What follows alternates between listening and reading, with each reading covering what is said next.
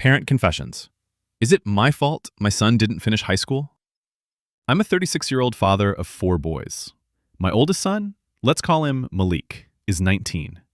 Malik has ADHD and high-functioning autism.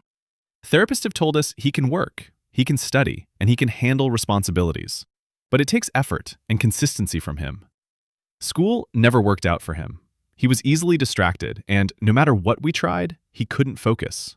We even set locks on his phone and other devices to help him concentrate during class, but he would remove them and get angry. Instead of paying attention, he spent class time listening to music or playing games. Seeing that traditional school wasn't helping, my wife suggested he try learning a skill, something practical he could build on. She pushed him to sign up for a plumbing course.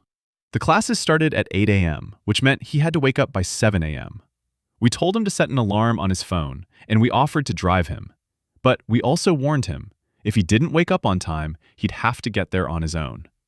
Well, he never set the alarm. We had to be called into the school 3 separate times by his lecturer because he wasn't paying attention and was refusing to do the work.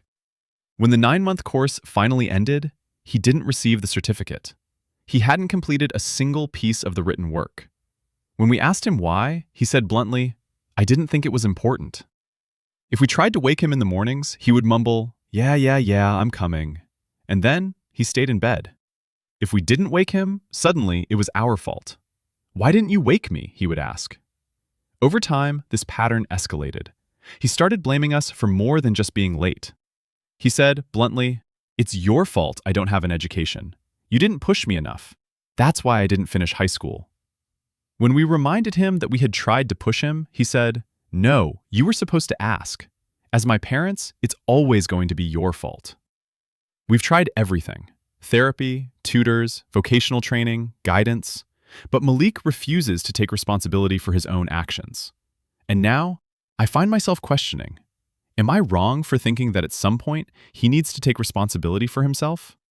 Am I wrong for believing that as parents, our job is guidance, support, and advice, not carrying an adult child who refuses to try? Because no matter how much effort we put in, he insists that it's always our fault. So, am I the ja for not accepting full blame for my son not finishing high school or completing a skill course?